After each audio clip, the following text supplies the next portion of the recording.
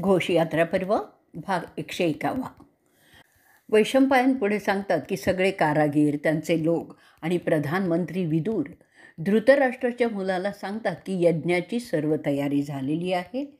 आता वेळ न दवडता वैष्णव यज्ञाला प्रारंभ करावा. तो सोन्याचा नांगर तिथे पाहण्यासाठी ठेवलेला होता. त्याप्रमाणे ब्राह्मण मंत्रोच्चार करण्यास प्रारंभ करतात. त्या सोन्याच्या नांगराची प्रथम पूजा केली जाते. सगळ्या आमंत्रितांच्या समक्ष तो नांगरणीचा विधी करायचा होता. जमलेल्यांची खाण्यापिण्याची उत्तम व्यवस्था केलेली होती. गांधारीचा पुत्र योग्य मंत्रांनी शुचिर्भूत केला गेला. ते सगळे विधी सगळे जमलेले पाहत होते. कुरु परिवारातील सगळे त्या निमित्ताने आनंदितही झालेले दिसत होते. दुर्योधन त्याच्या मांडलिक राजांना त्या यज्ञास हजर राहण्यासाठी आमंत्रण देण्यासाठी संदेशक आणि ब्राह्मण पाठवण्याची व्यवस्था करतो. त्यानंतर दुःशासन एका संदेशकाला पांडवांनाही आमंत्रण देण्याची कामगिरी सोपवतो. तो त्या संदेशकाला सांगतो की त्या द्वैत अरण्यात राहत असलेल्या त्या पांडवांना यज्ञाचं आमंत्रण दे. त्यात लिहिलेलं असतं की दुर्योधन त्याच्या स्वकमाईच्या प्रीत्यर्थ वैष्णव यज्ञ करीत आहे, तरी त्याला उपस्थित राहावं.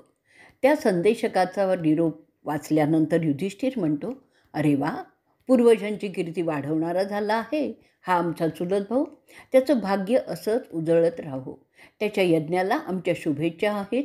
आम्ही जरूर तिथे उपस्थित राहण्याचं पाहू, परंतु हल्ली ते शक्य नाही. आम्हाला 13 वर्ष पूर्ण होईस्तोवर हस्तिनापुरात जाता येणार नाही. आम्ही वचनाने बांधलेले आहोत. युधिष्ठिराचं ते बोलणं झाल्यावर भीम त्या संदेशकाला म्हणतो, 13 वर्षानंतर आमचा भाऊ तिथे येईल आणि दुर्योधनाला युद्धाच्या अग्नीत ढकलून देईल. तुझ्या धन्याला सांग, 13 वर्ष पूर्ण झाल्यावर हे पांडव युद्धाच्या खऱ्या यज्ञात कौरवांची आहुती देण्यासाठी येणार आहेत. त्याची वाट पहा. त्या यज्ञात पांडवांच्या क्रोधाचं तूप सोडलं जाणार आहे. इतर पांडव काहीच बोलत नाहीत. त्यानंतर तो संदेशक परत जातो. तो राजधानीत गेल्यावर धृतराष्ट्राच्या मुलाला ते बोलणं झालेलं सांगतो. यज्ञासाठी अनेक प्रतिष्ठित लोक आमंत्रित असतात. ते उपस्थितही होतात. रिवाजाप्रमाणे सगळे विधी संपन्न होतात. त्या सगळ्या अभ्यागतांचं फार चांगलं स्वागत केलं जातं. सगळे विधी उत्तमरित्या पार पाडले जातात. आलेले पाहुणे देखील फार खुश होतात. ब्राह्मणांना भरपूर दक्षिणा मिळाल्यामुळे ते सुद्धा फार खुश असतात. दुर्योधन त्याच्या भोवती त्याचे शेकडो भाऊ घेऊन तिथे त्या अतिथींचं स्वागत करत होते. तो त्या सोहळ्याचं तोंड भरवून कौतुकही करत होतं. ते विदुराला बोलवतात, आपण लक्ष द्या, म्हणजे आपल्या सगळ्या पाहुण्यांचं चांगलं स्वागत होईल आणि त्यांना उत्तम व्यवस्थेचा अनुभव येईल. काहीही कमी पडू देऊ नका. तो नैतिकतेचा जाणकार त्याप्रमाणे सगळं व्यवस्थित करतो. त्याचा त्याला आनंदही होत असतो. त्या जेवणात मांस, फळं, सुगंधी पेय, इतर शाकाहार जो मांसाबरोबर करायचा असतो तो असं सगळं आमंत्रितांना वाढलंही जात असतं. पाहुण्यांचं स्वागत हार घालून केलं जात होतं. सुमधुर संगीताच्या वातावरणात तो सोहळा उत्तम देखणा झालेला होता. आलेल्या पाहुण्यांना उपरणी नेसवली जात होती आणि बायकांना शाली दिल्या जात होत्या. ते सगळंच अविस्मरणीय असंच होतं. यज्ञासाठी उभारलेला शामियाना प्रशस्त होता. त्यात अभ्यागत आरामात वावरत होते. आलेल्या ब्राह्मणांना दानं केली जात होती. सोहळा उरकून जाणाऱ्यांचे निरोप देणंही उत्तमरित्या होतं. अशा रीतीने तो यज्ञ मनाप्रमाणे साजरा झाला. त्यानंतर दुर्योधन त्याच्या भावंडांच्या बरोबर आणि कर्ण आणि शकुनी असे सगळे त्या शामियान्यातून निघून त्यांच्या घराकडे जातात. आणि अशा रीतीने घोषयात्रा पर्वाचा 101वा भाग इथे संपलेला आहे. भाग 102वा. वैशंपायन पुढे सांगतात की जसा दुर्योधन त्याच्या वाड्यात प्रवेश करत असतो तेव्हा त्याचे भाट त्याची स्तुती करत असतात. त्याच्या धाडसाचं, त्याच्या हिंमतीचं, शौर्याचं, त्याच्या विविध खरे खोटे जयांचं कौतुक करत असतात. त्याच्या माथ्यावर तांदूळाच्या अक्षता उधळल्या जात होत्या. चंदनाच्या अत्तराचे फवारे उडवले जात होते.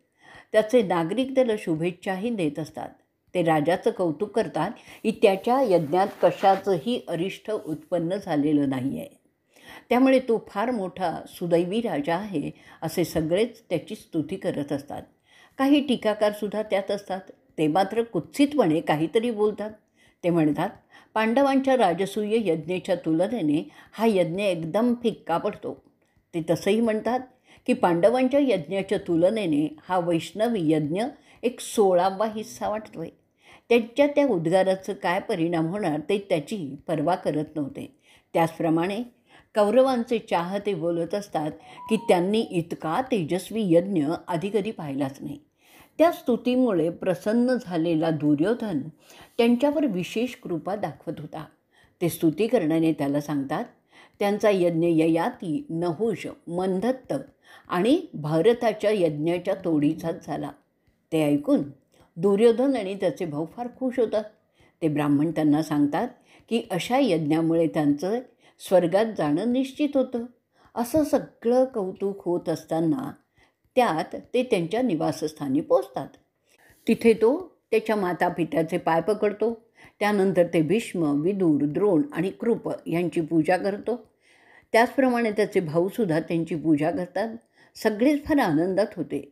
त्यानंतर ते आपापल्या आसनांवर बसतात. त्यानंतर कर्ण उठून बोलायला लागतो. सुदैवाने आपल्या सगळ्यांना फार चांगली साथ दिलेली आहे. अशा वातावरणात हा यज्ञ संपन्न झालेला आहे. तरीसुद्धा अजून एक बाब उरलेली आहे आणि ती म्हणजे आपले खरे शत्रू अजून जिवंत आहेत. त्यांचा नाश केल्यानंतर तू, अरे दुर्योधना, माझ्या मित्रा, पुन्हा एकदा राजसूय यज्ञ करशील असं मला वाटतंय. तेव्हाच मी तुझं खरं कौतुक करणार आहे. माझ्या मित्रा, अजून आपलं कार्य पूर्ण झालेलं नाही आहे, म्हणून या आनंदात तू ते विसरू नकोस. ते ऐकल्यानंतर दुर्योधन उठून बोलायला लागतो. मित्रा, तू खरं तेच बोलतोयस. आपलं काम अजून पूर्ण झालेलं नाही आहे. ते नीच पांडव मेल्यावरच खरं सुख मला मिळणार आहे. त्यानंतर जो राजसूय यज्ञ होईल तो खरा आहे. ही तर काय नुसती सुरुवातच आहे. असं बोलल्यानंतर कर्ण आणि दुर्योधन एकमेकांना आलिंगन देतात. त्यानंतर कर्ण परत म्हणतो की मी त्या सर्वश्रेष्ठ यज्ञाचा सतत विचार करत असतो. जेव्हा त्या पांडवांचा नाश मी करीन तेव्हाच तो साध्य होणार आहे. ते जोवर आहे तोवर तो यज्ञ आपण करू शकत नाही. आणि म्हणूनच मी आज शपथ घेतो की जोपर्यंत पांडवांचा नाश मी करीत नाही तोपर्यंत मी मांसाहार करणार नाही. कोणालाही माझे पाय धुण्यास देणार नाही. मद्य प्राशन करणार नाही. मी प्रथम अर्जुनाला मारणार आहे. कर्णाची प्रतिज्ञा असुरांच्या परंपरेतील होती. त्यावरून दुर्योधनाला त्या दैत्य आणि दानवांचं बोलणं आठवतं जेव्हा कर्ण तशी शपथ घेतो. ती शपथ ऐकल्यावर अति आनंदाने दुर्योधन मोठ्यांदा हसायला लागतो. सगळे कौरव भावंड त्या शपथेमुळे आनंदाने जल्लोषच करतात. त्यानंतर तो शूरवीर दुर्योधन ते सभागृह सोडून त्याच्या शयनकक्षाकडे निघतो. तो असा काही चालत असतो की जसं काही कुबेर चित्ररथाच्या उपवनात चालतो आहे. त्यानंतर ते सगळे शूरयोद्धे कौरव आपापल्या शयनकक्षाकडे जातात. त्या सुमारास महापराक्रमी पांडव त्या दुर्योधनाच्या यज्ञाच्या खबरीने विलक्षणरित्या उत्तेजित झाले होते. या बातमीमुळे त्यांची सुख संपलेली होती. ते भयंकर प्रकारे त्या कौरवांचा विचार करत होते. त्याचवेळी त्यांचे दूत जे कौरवांच्या गोंतावळ्यात बसून पांडवांसाठी खबरी जमा करत होते ते कळवतात की अर्जुनाला ठार मारण्याची करण्याची प्रतिज्ञा. ती प्रतिज्ञा समजल्यावर युधिष्ठिराचं स्वास्थ्य बिघडतं. तो फार बेचैन होतो. त्याला माहीत असतं की कर्ण एक महाबलशाली योद्धा आहे. त्याची शांतीच नष्ट होते. त्या विचारात तो द्वैतवन सोडून इतरत्र जाण्याचा मानस करतो. त्या सुमारास दुर्योधन कर्णाने कमावलेल्या पृथ्वीवर राज्य करू लागतो. त्याला मदत करण्याचं त्याचे बंधू आणि भीष्म, द्रोण आणि कृप हेही होते. त्यांचा सरसेनापती होता कर्ण. दुर्योधन त्याच्या हाताखाली असलेल्या राजांना न्याय देण्याचं काम चोख करत असतो. तो उच्च दर्जाच्या विद्वान ब्राह्मणांचा वेळोवेळीच आदर सत्कार करत असे.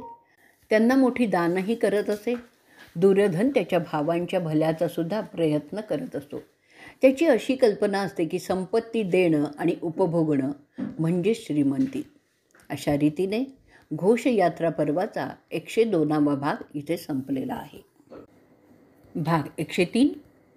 जनमेजय वैशंपायनांना विचारतो. दुर्योधनाला गंधर्वांच्या कैदेतून सोडवल्यानंतर पांडव त्या अरण्यात काय करतायत? वैशंपायन त्याला सांगतात, एकदा एका रात्री युधिष्ठिर झोपला असताना त्याला एक स्वप्न पडलं. त्या स्वप्नात तो पाहतो की काही हरणं जी भीतीने थरथर कापत होती त्याला हात जोडून रडत रडत सांगत होती की अहो सामर्थ्यवान पंडुपुत्रा, त्या शिकाऱ्यांना आवरा, ते आमच्या समूळ जातीचा नाश करत आहे. असं जर चालू राहिलं तर संपूर्ण हरण जाती नेस्तनाबूतच होईल. कृपया आपलं बस्तान इथून हलवलं तरच आमचं जीवन संरक्षित होईल. तुमचे बंधू उत्तम शिकारी आहेत, त्यांचा नेम कधी चुकतच नाही, त्यामुळे मोठ्या संख्येने प्राण्यांची हत्या इथे या द्वैतवनात होत आहे. आता आम्ही फार थोडे उरलेलो आहोत.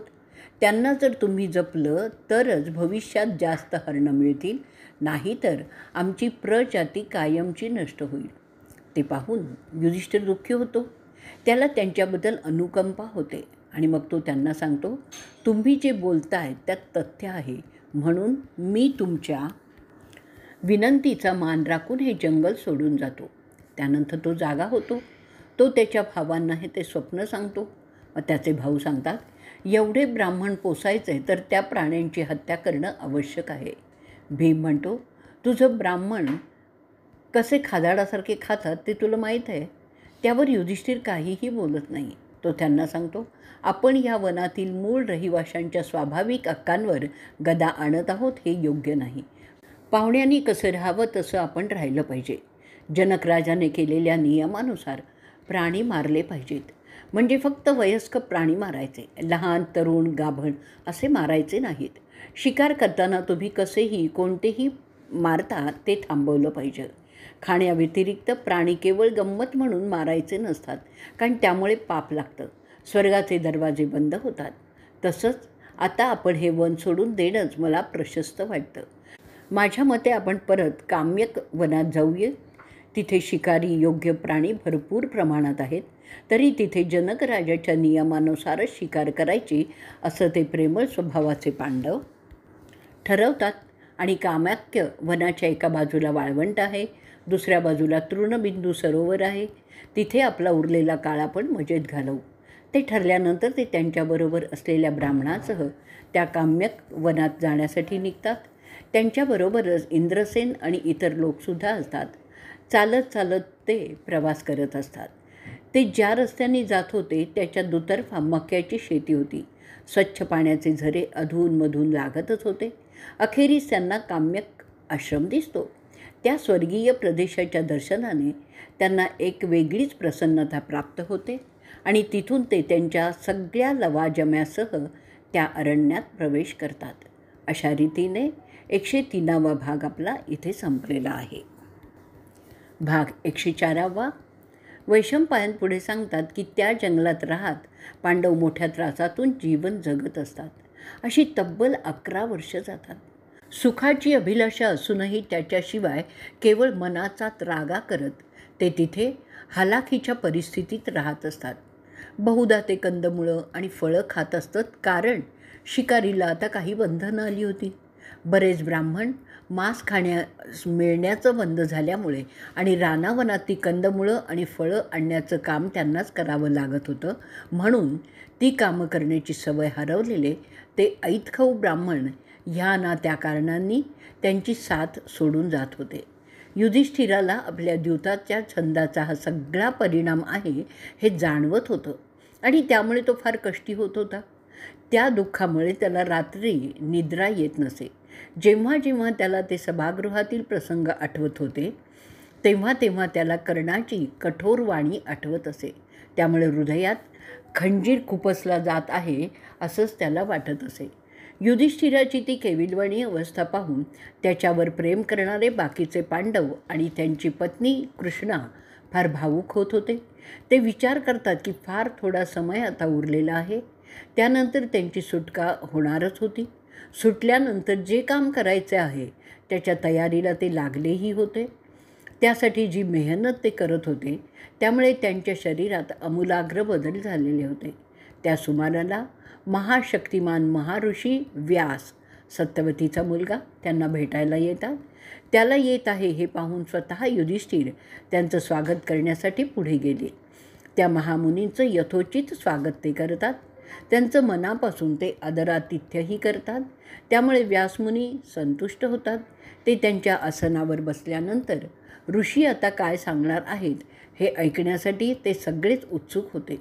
व्यास मात्र ते पाहतात की त्यांचे नातू त्या रानावनात वनवाशाप्रमाणे आपले आयुष्य कंठत आहेत.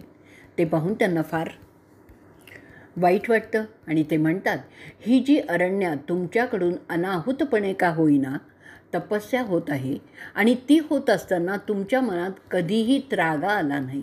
त्यामुळे तुम्ही या ब्रह्माच्या परीक्षेत खरे उतरत आहात. ही एक चांगलीच बाजू आहे. व्यास पुढे सांगतात की माणसाला जीवनात चांगले आणि वाईट दिवस अनुभवावेच लागतात. तो तर नियतीचा खेळच आहे. त्याबद्दल नाराज होऊनही काही उपयोग नसतो. शहाणी माणसं ते समजून त्यानुसार बिना तक्रार आपलं आयुष्य कंठत असतात. त्यामुळे त्यांना त्या अनुभवामुळे काहीही त्रास होत नाही. दुःख आणि सुख या माणसाच्या कल्पनांचाच खेळ असतो. त्याला सत्यात स्थानच नसतं. त्यासाठीच प्राचीन ऋषींनी औदासिन्याची शिफारस केलेली आहे. औदासिन्यात माणूस त्याच्या सुखाच्या आणि दुःखाच्या क्षणांकडे दुर्लक्ष करून आपलं आयुष्य जगू शकतो. म्हणून असं म्हणतात की ज्याला औदासिन्य आचरता येतं तो त्या परीने सुखी होत असतो, जे सुख चिरंतन असतं. आणि म्हणूनच ज्या वैराग्य प्रवृत्तीतून औदासिन्य प्राप्त होतं ते सर्वात श्रेष्ठ व्रत असं मानलं जातं. खरं सुख जे निरंतर आहे ते तर निरीच्छेतूनच प्राप्त होत असतं. वैराग्य प्राप्त झालेला सत्य, प्रामाणिक, क्रोधापासून मुक्त, सचोटी आणि भावनांचं संयमन, वासनांपासून दूर राहणं, पापभावापासून मुक्त होणं, कावेवाजपणा नसणं, शुद्धता, वासनेचं संयमन अशाच गुणांनी तयार होत असतो. त्याला काहीही चिकटत नाही आणि तो कशाला चिकटूही शकत नाही. तो खरा वैरागी समजला जातो. मूर्ख माणसं त्या सगळ्या गोष्टीत अडकवण्याला हुशारी समजतात आणि त्यामुळे ते त्यात अडकतात देखील. अशा लोकांचं नंतरचं जीवन म्हणजे मृत्यूनंतरचं विस्कळीत होतं. त्यांना कधीही चिरानंद किंवा चिदानंद मिळतच नाही. या जन्मात तपस्या केलेला माणूस पुढच्या जन्मात जन्मतः सुख घेऊन येत असतो. तो सदैव संतुष्ट असतो कारण त्याला काहीच नको असतं. त्यामुळे काही मिळाल्याचा अथवा न मिळाल्याचा त्याला काहीही फरक पडत नसतो. निरीच्छेतूनच खरं औदासिन्य प्राप्त होत असतं. अशा माणसाच्या जीवनात फक्त आनंद असतो. तो दैव संतुष्टच असतो. खरं बोलणारा सहसा अडचणीत जात नाही. जो राग नियंत्रित करतो तो मनःशांती मिळवतो.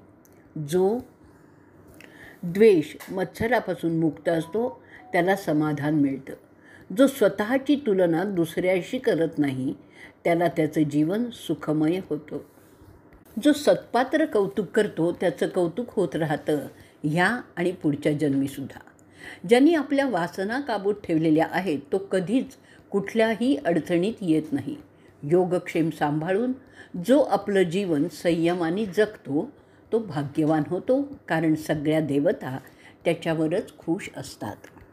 ते ऐकल्यावर युधिष्ठिर त्यांना विचारतो, हो महाज्ञानी, मला सांगा, औदासिन्य आणि दान करणं ह्यात कोणतं जास्त श्रेष्ठ असतं? त्यावर व्यास सांगतात, ह्या सृष्टीत दानासारखं श्रेष्ठ काहीही नाही. दान करण्याची क्षमता औदार्यांच्या प्रवृत्तीतून येत असते, परंतु जे दान सापेक्ष असतं ते पापाला कारण ठरू शकतं. ज्या दानात काही अपेक्षा नाही आणि जे सत्याच्या म्हणजेच परमेश्वराच्यासाठी केलं जातं ते सर्वश्रेष्ठ आहे. कष्ट करून मिळवलेलं कोणाला देण्याची इच्छा सहसा होत नाही, कारण त्या धनात त्याचे कष्ट सामावलेले असतात.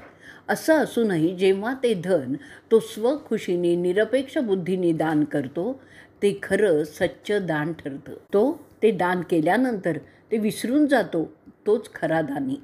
जो दिलेलं दान आठवतो तो व्यापारी म्हणजे वैश्य असतो. त्याला दानी म्हणतच नाही. आशीर्वाद देणारासुद्धा मोठा दानी समजला पाहिजे, कारण तो आशीर्वाद त्याच्या पुण्याईतून तो देत असतो. जर दान निरपेक्ष असेल तर ब्रह्माकडून त्याची नोंद होतच असते आणि म्हणून जरी ते निरपेक्ष असलं तरी ते जास्त काही अंती देणारं असतं. परंतु पाप करून, फसवून किंवा चोरी करून मिळवलेलं धन कशाही प्रकारे दान केलं तरी ते व्यर्थ असतं. कारण अरे युधिष्ठिरा, अशा धनावर तक्षकाचा हक्क असतो आणि तो तक्षक त्या धन्याबरोबर ते जिथे जाईल तिथे जात असतो आणि अंती घेणाऱ्याचाच नाश करत असतो. त्याचप्रमाणे अपात्र दान केलं तरीही ते व्यर्थ जातं. म्हणून दान कधीही सत्पात्रच असलं पाहिजे. अरे राजा, पापाने मिळवलेलं धन दानात घेणं हे त्यासाठी मोठं घातक असतं. या संदर्भात प्राचीन कथा एक आहे, ती ऋषी मुद्गलांची आहे, ती मी सांगतो. अशा रीतीने 104वा भाग इथे संपलेला आहे. ती कथा आपण पुढच्या भागात ऐकणार आहोत. भाग 105वा. युधिष्ठिर विचारतात, ऋषी मुद्गल एक द्रोणभर दाणे दान करतात, ते का, ते मला सांगा. ते कोणाला ते दान देतात? मला ती गोष्ट ऐकायची आहे, तरी ती सविस्तरपणे आम्हाला सांगा. व्यास ती प्राचीन कथा सांगायला लागतात. फार प्राचीन काळी एक पवित्र ब्राह्मण मुद्गल नावाचा कुरुक्षेत्री राहत होता. तो पूर्णतया निरपराध मनाचा होता. त्याच्या मनात कोणाबद्दल द्वेष, कोणाबद्दल मत्सर असं काहीही नव्हतं. तो कोणाकडून काही अपेक्षासुद्धा करत नव्हता. तो शेतात मातीवर पडलेले दाणे जमा करून ते खाऊन त्याची गुजराण करीत असे.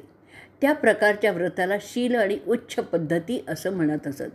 असं कपोताचं जीवन जगत असलेल्या त्या बैराग्याकडे कोणी पाहुणा येतो. तो पाहुणा ऋषी असतो. ते मिळून इष्टिकृती यज्ञ करतात. ते पाहुणे त्याच्याकडे 15 दिवस असतात.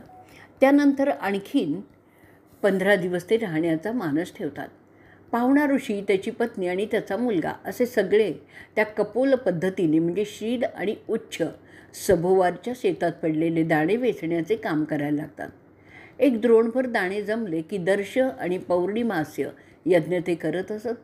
तो पुण्यवान ब्राह्मण त्याच्या देवतांना आणि अतिथींना खाण्यासाठी दिल्यानंतर जे दाणे उरत ते तो भाजून ठेवत असे. एका शुभ दिवशी जगाचा राजा इंद्र त्याच्या स्वर्गीय सोबत्यांच्याबरोबर तिथे आला. त्या ब्राह्मणाकडे खाण्यासाठी जातो. तो मुनी त्यांचं स्वागत करतो. त्यांच्याकडे मोजकं धान्य असल्यामुळे मुद्गल त्याचं दान फार कंजूषाने करत असे, म्हणजे सगळ्यांना ते पुरावं म्हणून. जेव्हा इंद्र त्याच्याकडे खाण्यासाठी येतो तेव्हा त्या ब्राह्मणाला असं आढळलं की कितीही दाणे दिले तरी त्याचा द्रोण हा भरलेलाच राहिलेला आहे. ते असं झालं होतं की त्या द्रोणातून मुद्गल शेकडो ब्राह्मणांना खाऊ घालतो, तरीही त्या द्रोणातील अन्न काही संपत नाही. ती वार्ता सगळीकडे पसरली. ऋषी दुर्वासांना ते समजतं. ते दिगंबर ऋषी वेड्यासारखे दिसत होते. तिथे जातात.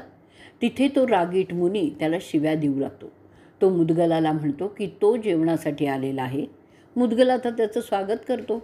मुद्गल त्या वेड्यासारख्या दिसणाऱ्या दुर्वास ऋषीला पाय धुण्यासाठी आणि पिण्यासाठी पाणी देतो. त्यानंतर तो त्याला खाण्यास देतो. तो भुकेलेला मुनी त्याला वाढलेलं सगळं अन्न खाऊन टाकतो एका दमात. पुन्हा त्याला जेवायला वाढतो. ते सुद्धा तो खातो. त्यानंतर त्याचे हात स्वतःच्या अंगाला पुसून तो ऋषी निघून जातो. अशा रीतीने तो ऋषी पुन्हा येतो आणि मुद्गलांच्याकडे जेवून जात असायचा. शील आणि उच्छल पद्धतीने किती धान्य जमणार? ते त्या ऋषीला दिल्यामुळे मुद्गल पुन्हा शेतात पडलेले दाणे गोळा करण्यात जातो. स्वतः तो जेवलेलाच नसतो. त्याला भूक लागतच नाही. तो त्या दुर्वासांच्या सेवेत मग्न झालेला होता. त्याला दुर्वासांचा राग आला नाही किंवा त्याची मानसिक स्थितीही बिघडली नव्हती. त्या कामात त्याची पत्नी आणि मुलगा दाणे गोळा करण्यात त्याला मदत करत होते. दुर्वास पुन्हा पुन्हा त्याच्याकडे जेवायला जायचा, परंतु मुद्गलाला त्याचा कधीही राग आला नाही. असं 6 वेळा होतं. दुर्वासाला समजतं की हा योगी काही रागवत नाही आहे. त्याच्या मनातील शुद्ध भाव त्याला जाणवतात आणि मग दुर्वास मुद्गलावर प्रसन्न होतात आणि त्याला म्हणतात की या पृथ्वीवर तुझ्यासारखा निष्पाप माणूस मी पाहिलेला नाही. भुकेने माणूस अविवेकी होतो, वाईट प्रकाराने वागायला लागतो, पण तू मात्र अजिबात ढळलेला नाही आहेस. माणसाचं मन चंचल असतं, ते भुकेमुळे विपन्नावस्थेतही जातं, पण तुझं असं काहीही झालेलं नाही आहे. मनाचा एकाग्रपणा हे तपस्या करण्याचं मुख्य साधन आहे. ते तू मिळवलेलं आहेस. कष्ट करून मिळवलेलं. अशा प्रकारे निरपेक्षपणे दान करण्यात तुझा मोठेपणा दिसून येतो. तुझ्या केवळ सान्निध्याने मला पुण्य प्राप्त झालेलं आहे. तुझी दयाबुद्धी, तुझं संयम, न्यायदृष्टी, इंद्रिय नियमन आणि पुण्यप्रभाव हे सगळंच तुझ्या व्यक्तिमत्वाचे अंग आहेत. त्यामुळे तू तीनही जगं जिंकलेली आहेस आणि चिरकाल चिरशांती मिळवलेली आहेस. देवलोकाचं सदस्य तुझी कीर्ती गात आहेत. तू तुझ्या देहांनी स्वर्गात जाणार आहेस. दुर्वास ते सांगत असताना स्वर्गातून एक संदेशक आला आणि मुद्गलाच्या पुढे उभा राहिला. त्याच्या मागे एक रथ होता. त्याला राजहंस खेचत होते. त्या रथाची सुंदर सजावट केलेली होती. त्याला दैवी सुगंधही येत होता. कुठेही जाता येईल असा तो रथ होता. तो संदेशक मुद्गलाला विनंती करतो की आपण आपल्या औदासिन्याने सगळं जग जिंकलेलं आहे. ते ऐकल्यावर तो महामुनी मुद्गल त्याला विचारतो, मला सांगा, त्या स्वर्गात असं काय विशेष आहे म्हणून मी तिथे जावं असं तुम्हाला वाटतंय? स्वर्गातील लोकात वैराग्य असतं का? त्यांना वासना असतात का? स्वर्गात असं कोणतं विशेष सौख्य मिळतं जे पृथ्वीवर मिळत नाही? मुद्गल पुढे म्हणतायत, मी असं ऐकलेलं आहे की पुण्यवंतांबरोबर 7 पावलं चाललं तरीही तो स्वर्गात जातो. त्या पुण्यवंतांच्या मैत्रीत मी आपल्याला पाहत आहे. मुद्गल त्याला विचारतात, आता मला चटकन खरं सत्य कशात आहे, माझं हित कशात आहे ते समजल्यावर मी माझं उर्वरित आयुष्य त्याप्रमाणे कंठण्याचा प्रयास करीन. अशा रीतीने 105वा भाग इथे संपलेला आहे. भाग 106. तो देवांचा संदेशक त्याला सांगतो, अहो महामुनी, तुमच्या समजण्याच्या तरा फारच साध्या आहेत. एवढं भाग्य तुम्हाला मिळालं तरीही तुम्ही अशा प्रश्नात वेळ दवडता याचं मला आश्चर्य वाटतंय. त्यानंतर तो देवांचा संदेशक सांगायला लागतो, स्वर्गात स्थान मिळाल्यामुळे तुमचा मोठा सन्मान सगळीकडे होतो. ते स्थान पृथ्वीच्या वर आहे. त्या जगात रस्ते सुंदर आहेत, मोठे ऋषी तिथे राहतात आणि त्याला स्वर्ग असं म्हणतात. ज्यांनी औदासिन्य आचरलेलं नाही ते तिथे जाऊ शकत नाही. फक्त पुण्यवंतच तिथे जाऊ शकतात. ज्यांनी अहंकार कायमचा सोडलेला आहे ते तिथे जाऊ शकतात. मत्सर, गर्व असे दोष असलेले तिथे जाऊ शकत नाहीत. तसंच जे सत्यासाठी केल्या जाणाऱ्या युद्धात वीरगती प्राप्त करतात त्यांना तिथे काही काळ राहता येतं. जे ऋषी मोठे विख्यात यज्ञ करतात ते तिथे जातात. जे फक्त पुण्यकर्म करतात, जे पापापासून दूर असतात ते तिथे जाऊ शकतात. ज्या स्वर्गात निरनिराळ्या प्रकारच्या लोकांसाठी विविध सुखसोयी असतात आणि तिथे तुला जे पाहिजे ते मिळतं. अनेक देव, साध्य, वैश्वास, महान ऋषी, यमदेव, गंधर्व, अप्सरा तिथे वस्ती करून राहतात. तिथे तो महान पहाड आहे ज्याला मेरू पर्वत म्हणून ओळखला जातो. त्याचा पसाराच 33,000 योजन आहे. तिथे पवित्र उद्यानं आहेत. तिथे कोणाला कधी भूक लागत नाही, तहानही लागत नाही, त्यामुळे कोणी थकतही नाही. तिथे भीती नाही. तिथे असं काहीच नाही की ज्यामुळे त्रास होईल. तिथे फक्त आनंदी आनंदच असतो. तिथून हवेत सुगंध असतो. तिथे सुमधुर संगीताचे ध्वनी ऐकू येत असतात, धून ऐकू येत असते. तिथे सगळं काही नश्वर असतं. काही करावं लागत नसल्यामुळे तिथे पश्चात्ताप ही भावनाही नसते. कर्तृत्ववान लोक त्यांच्या उदात्त कार्यामुळे तिथे विश्राम करत असतात. त्यानंतर ते पुन्हा पृथ्वीवर त्यांचं उर्वरित कार्य करण्यासाठी जन्म घेतात. जितकं मोठं पुण्यकर्म तेवढा जास्त काळ तो स्वर्गात राहतो आणि पुण्य संपलं की तो परत पृथ्वीवर जन्म घेतो. योग्य अशा घराण्यातच त्याचं पुढचं काम करण्यासाठी स्वर्गात राहणारे तेजस्वी दिसतच असतात आणि ते सगळे त्यांच्या सुकर्मामुळे त्यांना एक बक्षीस असं मिळत असतं. दुसऱ्या कोणाच्या पुण्याने ते मिळवताच येत नाही. तिथे घाम फुटत नाही, कपडे मळत नाहीत. त्यांना गळ्यात सुगंधी फुलांच्या माळा घालायला मिळतात. त्या फुलांचा परिमळ कधीच जात नाही. ती फुलं कधी कोमेजतही नाहीत. तिथे मी आत्ता तुम्हाला घेऊन जाण्यासाठी आलेलो आहे तसं रथ तिथे चालतात. तिथे गेलेले लोक आनंदात राहतात. तिथे उच्चात उच्च योग्यतेचे साधू राहत असतात. ब्रह्माच्या जवळच ते असतात. तिथे राहणाऱ्या देवतांना सिद्धी असतात. त्याच्या जोरावर त्या काहीही करू शकतात. त्यांना जगण्यासाठी, खाण्यासाठी, पिण्याची आवश्यकताच नसते. ते अदृश्य सृष्टीत राहत असतात म्हणून माणसाला ते दिसतही नाहीत. त्यांच्यावर कल्पाचा परिणामही होत नाही. ते सर्व प्रकारच्या भावनांच्या आवेगापासून मुक्तच असतात. त्यांना वासना नसतात. त्यांच्याकडे फक्त विवेकी बुद्धी असते. ज्यांच्यात भावना आहेत, जे वासनात अडकलेले आहेत, ते कधीही तिथे जात नाहीत. एकंदर 33 भाग आहेत. त्यांना प्रत्येकी लोक असं समजतात. त्यात सूर्यलोक, चंद्रलोक, इंद्रलोक असे आहेत. त्यापैकी कोणातरी एका तुमची व्यवस्था होणार आहे. तुझ्या दानशूरतेमुळे तुला इथे बोलावणं आलेलं आहे. तिथे जाऊन तू तिथल्या सुखाचा अनुभव घे. असं असतं स्वर्गाचं स्वरूप. एवढं बोलून तो संदेशक थांबतो. आता सांगतो की स्वर्गात राहण्याच्या काही गैरसोयींबद्दल. तिथे मोठी गैरसोय अशी आहे की स्वर्गात गेलेले त्यांनी जे पुण्य कमवलेलं होतं ते उपभोगत राहतात. त्यांचं पुण्य संपलं की त्यांना पुन्हा पृथ्वीवर जन्म घ्यावा लागतो. स्वर्गात तुम्ही पुण्य किंवा पाप करू शकत नाही. ती कर्मभूमी नाही आहे. स्वर्ग ही भोगभूमी आहे. जसे नरक ही पापी लोकांची भोगभूमी आहे. नरकात गेलेले पाप किंवा पुण्य काहीही करू शकत नाही. कर्मभूमी फक्त पृथ्वी आहे. याचाच अर्थ स्वर्गात असलेले केव्हा तरी पुन्हा पृथ्वीवर जन्म घेणारच असतात. त्यामुळे तो मोक्ष नाही.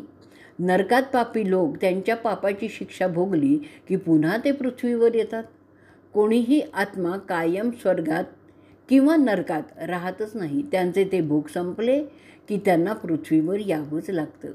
बऱ्याच वेळा अरे मुदगला असंही होतं की हा महत्त्वाचा मुद्दा आहे ज्यांच्या लक्षात येत नाही की ते स्वर्गाला मोक्ष समजतात आणि तिथे ते चुका करायला लागतात. त्यामुळे त्यांचं पुण्य झपाट्याने संपतं आणि ते पृथ्वीवर फेकली जातात. अशा काही गैरसोयी स्वर्गात जाणणाऱ्यांना झेलाव्या लागतात. त्यामुळे बरेच ऋषी जेव्हा त्यांना समजतं की त्यांचं पुण्य संपत आलेलं आहे, ते स्वतःहून पृथ्वीवर अवतारी पुरुष म्हणून येतात आणि पृथ्वीवर लोककल्याण कार्य करत असतात. त्या कार्यामुळे ते पुन्हा पुण्य जमा करतात आणि ते पुन्हा त्यांना स्वर्गातील त्यांचं स्थान निश्चित करण्यासाठी तेवढं पुरेसं असतं. अशा रीतीने स्वर्गातील लोकोत्तर कार्य करण्यासाठी माणसात ते येत असतात. त्यांच्या त्या कार्यामुळे ते लोकांच्याकडून पूजले जातात. त्यामुळे त्या पूजणाऱ्या भक्तांचं पुण्य त्यांना मिळतं. अशा रीतीने ते पुन्हा स्वर्गात जातात. बऱ्याच वेळा काही स्वर्गवासी त्यांच्या त्या यशामुळे फुलूनही जातात. त्यांचा अहंकारही वाढत जातो. तसं झालं की त्यांचं पुण्य झपाट्याने कमी कमी होतं आणि मग ते पृथ्वीवर फेकले जातात. अशा रीतीने फेकले गेलेले त्या अनुभवामुळे बेचैन होतात आणि त्यांचा ऱ्हास होतो. ते कदाचित राक्षस होतात, पापकर्मांचं समर्थन करू लागतात. या सगळ्यात मोठा धोका स्वर्गवासी लोकांना असतो. अशा फेकलेल्या अहंकारी लोकांची बुद्धी भ्रष्ट होते. ते भावनाविवश होतात. त्यांचा विवेक संपतो आणि ते पापकर्मात रमायला लागतात. त्यांना आलेल्या भीषण अनुभवाला ते पचवू शकतच नाहीत. त्यात त्यांना पापशक्ती ओढते. हे ब्रह्माच्या स्थानापर्यंत होऊ शकतं. त्यांच्यातून दैत्य आणि दानव उत्पन्न होतात. म्हणजेच प्रथम स्वर्गात गेलेले त्यांच्या चुकीमुळे देवत्वातून दानव, दैत्य आणि राक्षस अशा अवस्थेत जातात. जे आपलं पुण्य सांभाळून असतात ते स्वर्गात देव म्हणून राहतात. देवांची नेमणूक सृष्टीच्या विविध कामं करण्यासाठी नियामक म्हणून केली जाते. जेव्हा आपली कामं व्हावी म्हणून असे देव माणसं पूजतात तेव्हा त्यामुळे त्या देवांचं पुण्य वाढत गेल्यामुळे त्यांचं देवत्व अबाधित होतं. जितकी जास्त भक्त तितकी त्या देवाची ताकद मोठी असं होत असतं. अशा भक्ती करणाऱ्या भक्तांचे पुण्यावरच त्या देवतेला अधिकार होतो आणि म्हणून असे भक्त त्यांच्या मृत्यूनंतर त्या देवतेचे गण बनतात. ज्या देवांची पूजाच होत नाही त्यांचा माणसांना विसर पडतो. त्यांचं पुण्य कमी कमी होत असतं. त्यामुळे यथावकाश तो पृथ्वीवर फेकला जातो. प्राचीन काळापासून अनेक देव आले आणि गेले. कालमानाने नवीन देव उत्पन्न होणं ही प्रक्रिया सतत चालू आहे. अरे मुदगला, हे देव आणि परब्रह्म हे एकच नाही आहेत. परब्रह्म त्या पलीकडे आहे. त्याचा आणि या स्वर्गीय देवांचा काहीही संबंध नसतो. देवांची पूजा आणि परब्रह्माची पूजा यात फार फरक आहे. अरे मुद्गला, सुरुवातीपासून परब्रह्माची पूजा करत आलेला आहेस. तू कधीही स्वर्गाचा विचार केलेलाच नाही आहे.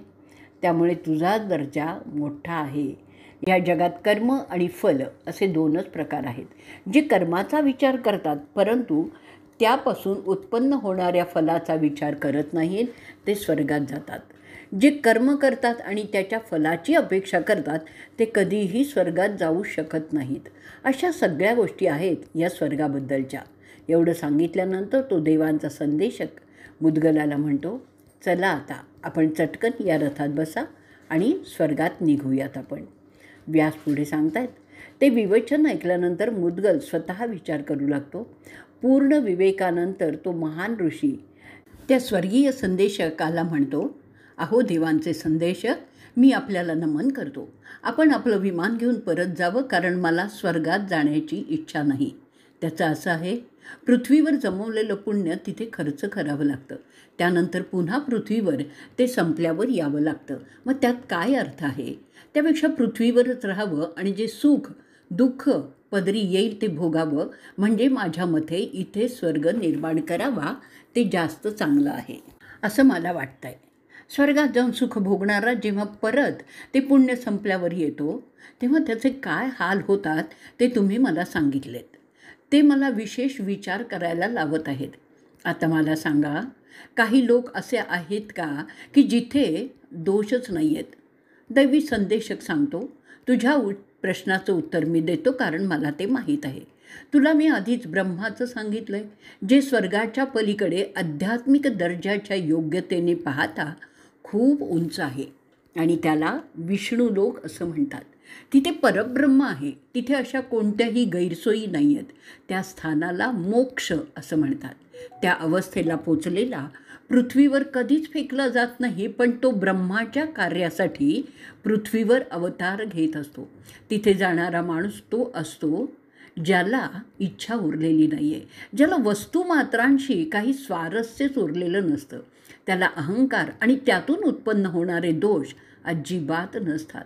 तो कधी भावूक होत नाही. अरे मुद्गला, तू जर इथेच राहून तुझं असं वैरागी जीवन जगत असशील तर स्वर्ग तुझ्या भोवतीच तयार होईल. तुला स्वर्गात जाण्याची गरजच नसेल. आणि ते सगळं स्पष्टीकरण ऐकल्यावर मुद्गल त्या संदेशकाला जाण्यास सांगतो. त्यानंतर तो शील आणि उच्च जीवन जगायला लागतो, अगदी पूर्ण समाधानाने. त्यानंतर स्तुती आणि टीका त्याला समसमानच होते. त्याने स्वर्गाचा मोह जे त्याला कधीच नव्हता तोही सोडून दिला. त्याला फक्त मोक्षाचा विचार वाटू लागला आणि तोही योग्य. त्यासाठी जे ज्ञान संदेशकाने दिले ते नेहमी लक्षात ठेवूनच आपलं उर्वरित जीवन जगू लागतो. या दृढ निश्चयामुळे तो ब्रह्माच्या लोकाकडे जातो. त्याच्या दृष्टीने स्वर्गाचा विचार करणं केवळ निरर्थक होतं. आणि एवढं सांगितल्यानंतर व्यास आपल्या मुद्द्यावर येतात आणि युधिष्ठिराला म्हणतात, तू तुझ्या परिस्थितीबद्दल दुःख करत राहू नकोस. जरी तुझं राज्य गेलं असलं तरी जी औदासीन्यता आचरून तुझे पुण्य गोळा केलेलं आहेस ते तुला नंतरच्या जगात मोठं स्थान मिळवून देईल. पुण्य खपवून पुन्हा दुःखात जाण्यापेक्षा जे आहे ते चांगलं आहे हे लक्षात घे. 13 वर्ष पूर्ण झाल्यावर तू बलाढ्य होणारच आहेस. तुझ्या पित्याचं राज्य पुन्हा तुला संपादन करायचं आहे आणि म्हणूनच दुःख करण्याचं सोडून दे आणि उद्याचा विचार करायला लाग. वैशंपायन पुढे सांगतायत, ते बोलून व्यास त्यांच्या पुढच्या प्रवासास निघतात. अशा रीतीने घोषयात्रा पर्वाचा 106वा भाग इथे संपलेला आहे. भाग 107वा. जनमेजय विचारतो, ते पवित्र पांडव वनात राहत असताना त्या मुनींच्या संभाषणाने प्रभावित आणि आनंदी झाले होते. त्यानंतर त्यांनी केलेल्या कृषीने मिळालेलं धान्य ते दान करू लागतात ब्राह्मणांनाच आणि जे खाण्यासाठी येतील त्यांना. ते होत असताना ते नीच कौरव, कर्ण, दुःशासन, शकुनी यांच्या सल्ल्याने पांडवांशी कसं वागत होते ते आता मला सांगा. वैशंपायन सांगतात, जसे दुर्योधनाला समजतं की पांडव त्यांच्या वनात तितकेच सुखी आहेत जसे ते राजधानीत होते. आता तो चिडतो, कारण पांडव सुखात आहेत हे त्याला मानवणारच नव्हतं. त्यांना दुःखी करण्यासाठी काय करावं यावर तो त्याचे मित्र आणि सल्लागार कर्ण, शकुनी आणि बंधू दुःशासन यांच्याशी खलबतं करायला लागतो. त्यांची त्या उद्देशाने कारस्थानं होत असताना दुर्वास ऋषी, जे त्यांच्या क्रोधी स्वभावासाठी ख्यातनाम होते, ते कुरु राजधानीत येतात. त्यांच्याबरोबर त्यांचे 10,000 शिष्य होते. दुर्योधन आणि त्यांचे बंधू त्या रागीट स्वभावाच्या ऋषींचं स्वागत करतात. ते त्या विलक्षण स्वभाव असलेल्या ऋषींची सेवा करायला लागतात. तो तेजस्वी साधू त्यांचा पाहुणचार काही दिवस स्वीकारतो देखील. ते कौरव त्याची रात्रंदिवस सेवा करत असतात. कधी तो विचित्र स्वभावाचा ऋषी त्यांना सांगायचा की मला भूक लागलेली आहे, लवकर काहीतरी खाण्यासाठी आणा. तसं झालं नाही की तो न खाता कुठेही बाहेर जात असे आणि बऱ्याच वेळानंतर येत असे. ते खाणं तसंच पडलेलं असायचं. तेव्हा तो सांगायचा त्याला आता भूक नाही. असं त्याचं वागणं विक्षिप्ततेचं होतं. कधी तो मध्यरात्री उठायचा, खाण्यासाठी मागायचा. त्याच्या या वागण्यामुळे कोणीही वैतागलाच असता, परंतु दुर्योधन मात्र त्यामुळे अजिबात रागवत किंवा थकतही नव्हता. त्याच्या त्या संयमित वागण्याने तो ऋषी अखेरीस त्याच्यावर प्रसन्न होतो. तो विचित्र स्वभाव असलेला ऋषी दुर्योधनाला बोलतो, मी तुला आशीर्वाद देऊ इच्छितो, म्हणून तुझ्या मनात खोल आतमध्ये जी इच्छा आहे ती बोल.